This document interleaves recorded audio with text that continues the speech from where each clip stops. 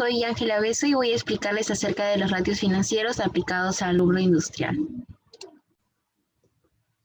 Dentro de los ratios financieros podemos encontrar los ratios de liquidez, los ratios de gestión, ratios de endeudamiento, solvencia y ratios de rentabilidad. Estos ratios también se desglosan en otros ratios que ayudan a realizar los análisis financieros para tener una visión más clara de la organización.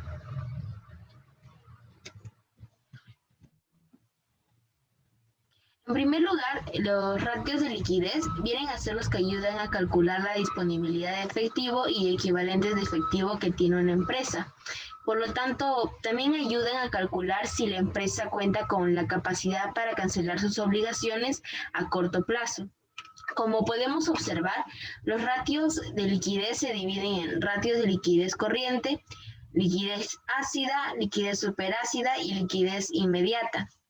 El ratio de liquidez corriente, o también llamado ratio de liquidez general, muestra la proporción de las deudas a corto plazo que pueden ser cubiertas por los elementos del activo de la empresa. Su fórmula es activo corriente entre pasivo corriente. La liquidez ácida, o también conocido como ratio de prueba ácida o ratio de liquidez severa, es una medición más precisa de la capacidad que tiene la empresa para poder afrontar sus deudas a corto plazo con los elementos que poseen el activo. Pero a diferencia del ratio anterior, este ratio excluye las existencias debido a que esos activos solo son activos destinados para la venta y no exactamente para el pago de deudas. Por lo tanto, su fórmula es activo corriente menos existencias entre el pasivo corriente. La liquidez superácida, o también conocido como ratio de liquidez absoluta o ratio de prueba defensiva, indica la capacidad de la empresa para cancelar obligaciones a corto plazo con efectivo, disponibilidad bancaria y otros títulos disponibles que tenga la organización. Su fórmula es efectivo equivalentes de efectivo más otros activos financieros entre el pasivo corriente. Por último, el ratio de liquidez inmediata muestra la capacidad de la empresa para devolver de forma efectiva los recursos que le han sido prestados en corto plazo. Su fórmula entonces viene a ser efectivo equivalente de efectivo entre el pasivo corriente. Para entender los ratios de liquidez con mayor claridad, vamos a desarrollar el siguiente ejemplo. Como podemos ver, este es un estado de situación financiera de la empresa industrial Moda Textil SAC. Tenemos aquí el total del activo corriente y el total del pasivo corriente y con el detalle del contenido de cada uno.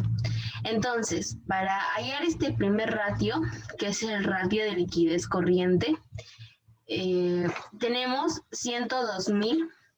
El total de activo corriente es 102,556 y de pasivo corriente 52,994, lo cual lo vamos a dividir y va a resultar 1.94. Esto quiere decir que la entidad cuenta en su activo corriente con 1 sol y 94 céntimos por cada sol que tiene de deudas que vencen en menos de un año. Ahora hallaremos el ratio de liquidez ácida. Tenemos 102,556 de activo corriente, menos las existencias, que son 17,996. Los restamos y nos va a resultar 84,560. Esto lo dividimos entre el pasivo corriente, que es 52,994, y redondeando nos va a resultar 1.60. Esto se puede interpretar como que la cantidad cuenta en su activo corriente sin considerar inventarios 1 sol y 60 céntimos por cada sol de pasivo corriente para poder pagar sus deudas a corto plazo. Para el ratio de liquidez superácida vamos a sumar 28,300 de efectivo, equivalentes de efectivo, con los 20,900 de otros activos financieros, que pueden ser, por ejemplo, inversiones, ¿no? Sumamos y nos sale 49,200. Entre el pasivo corriente, que es 52.994, sale redondeando 0.93. Esto quiere decir que la empresa Moda Textil SAC, valiéndose únicamente de efectivo, equivalente de efectivo e inversiones, con 93 céntimos por cada sol de pasivo corriente para cancelar sus deudas a corto plazo. Por último, en el ratio de liquidez inmediata dividimos 28.300 de efectivo equivalente de efectivo entre 52.994 de pasivo corriente y resulta 0.53. Esto muestra que la empresa tiene la capacidad de 53 céntimos por cada sol de pasivo corriente para sus obligaciones a corto plazo únicamente con efectivo. Los ratios de gestión sirven para detectar la efectividad y la eficiencia en la gestión de la empresa. Es decir, sirve para saber cómo funcionaron las políticas de gestión de la empresa al respecto de las ventas al contado, las ventas totales, los cobros y la gestión de inventarios. Por eso vamos a ver este ejemplo, que es de la empresa industrial Creaciones SAC. Nos muestran los montos de la materia prima consumida, el costo de producción terminada y el costo de ventas. También tenemos aquí un cuadro con los saldos del año 2020 y del año 2019. Comencemos con la rotación y plazo medio de consumo de materia prima. Para hallarlo, tenemos que dividir la materia prima consumida entre el stock medio de materia prima. Entonces, reemplazando sería 143.981 entre 7.344,50, lo cual nos da 19,60. Entonces, para hallar el tiempo promedio de la permanencia de estas materias primas en el almacén, dividiremos un año comercial, que viene a ser 360 días, y el resultado que nos salió anteriormente, lo cual resulta que 18 días es el tiempo promedio de permanencia de materias primas en el almacén. Para la rotación y plazo medio de productos en procesos, dividimos el costo de producción anual entre el stock medio de productos en procesos y resulta 19,88. Dividimos 360 días entre 19,88 y el resultado es de 18 días, que es el plazo medio de productos en proceso. En el plazo de medio de productos terminados, también vamos a hallar primero la rotación y dividiendo el costo de ventas entre el stock promedio de productos terminados, resulta en 11,63. Dividimos 360 entre este monto y nos da 31 días de plazo medio de permanencia de productos terminados en almacén. Es así que este ratio indica lo que demora el stock de una empresa en convertirse en efectivo y cuántas veces se debe reponer el stock a lo largo de un periodo determinado.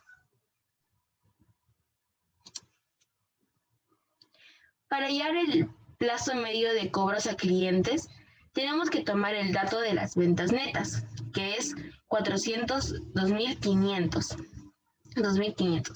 Le sumamos el 18%, que es IGB, y lo dividimos con el saldo medio de cuentas por cobrar. Entonces, 474.950 entre 31.508 da 15,07. Dividimos 360 días entre 15,07 y tenemos que el plazo medio de cobro a clientes fue de 24 días. Por último, para hallar el plazo medio de pagos a proveedores, hallamos la rotación dividiendo las compras netas de materia prima más también su IGB entre el saldo medio de cuentas por pagar comerciales, lo que resulta 8,22. Dividimos 360 días entre 8,22 y nos da como resultado 14 días. Por lo tanto, en la empresa Creaciones SAC, el plazo promedio de pago a los proveedores fue de 44 días.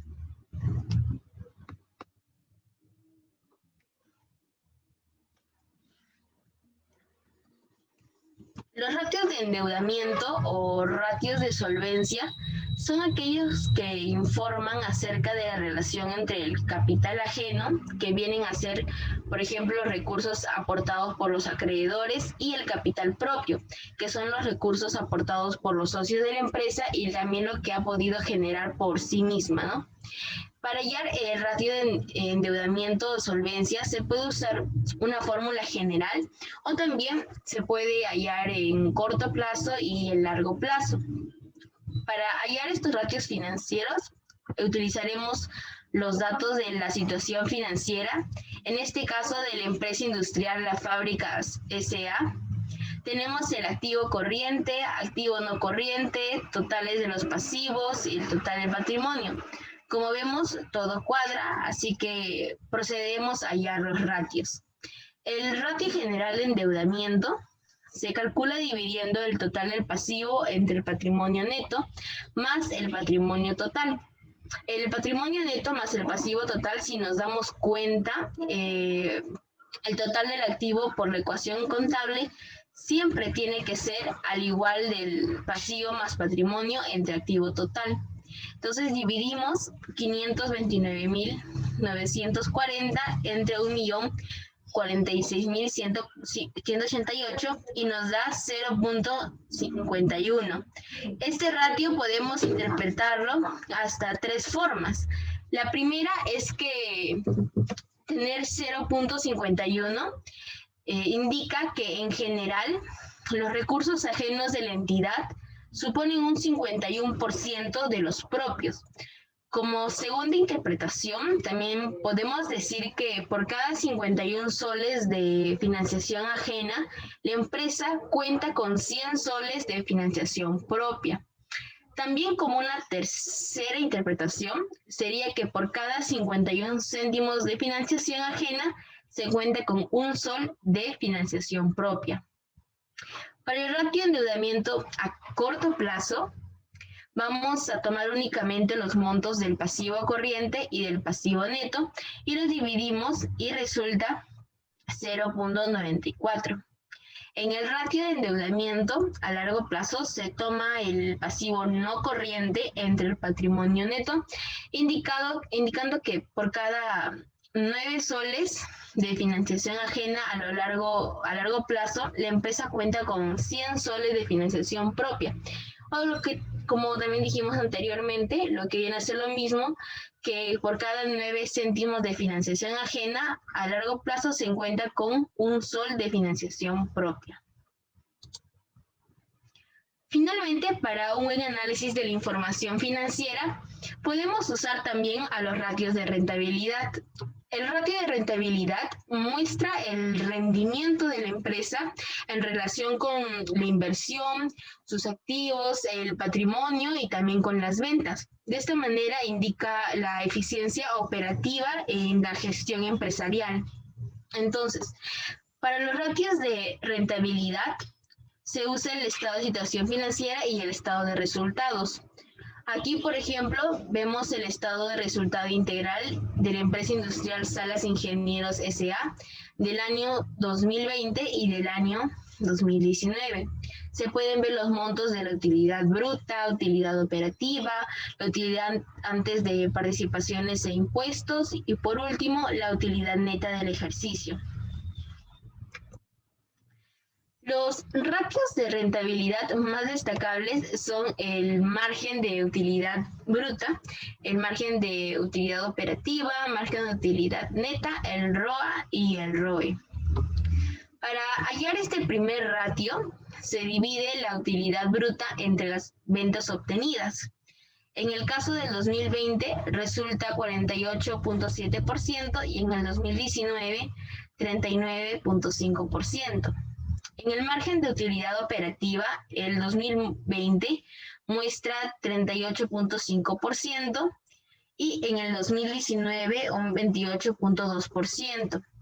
Entonces, para el margen de utilidad neta, en el año 2020 se obtiene 23.7% y en el 2019 16.80%. ¿Cómo se puede interpretar estos tres primeros ratios? Si restamos los porcentajes del último año, que vienen a ser de los 2020, con el año anterior, que es el 2019, podemos darnos cuenta que los resultados salen positivos. Entonces, esto significa que la empresa está administrando muy bien sus costos de producción. Si es que, por el contrario, el resultado nos salga decreciente o negativo, es una señal que la empresa no está ajustando los precios de sus productos o servicios de forma correcta y por ello está perdiendo dinero. Ahora, en el ROA, este ratio nos indica la relación que existe entre el rendimiento obtenido en un determinado periodo y los activos totales de la empresa. Por eso, para hallarlo, vamos a dividir la utilidad neta entre el activo total, lo cual para el 2020 resulta en 18.4% y en el 2019 10.4%. Como la finalidad de este ratio es poder determinar la capacidad que tienen los activos para generar beneficios, podemos observar que en el 2020, a comparación del 2019, hubo mayor capacidad de los activos para generar beneficios a la empresa. Ahora, en el caso del ROE, este es un indicador que mide el rendimiento de lo que viene a ser el capital. Por ello, su fórmula es utilidad neta entre el patrimonio neto. Aplicamos esta fórmula para el año 2020 y el 2019 y tenemos 23.8% y 13.1% respectivamente. Se puede deducir que en el 2020 se ha aumentado la rentabilidad obtenida de la empresa sobre sus fondos propios.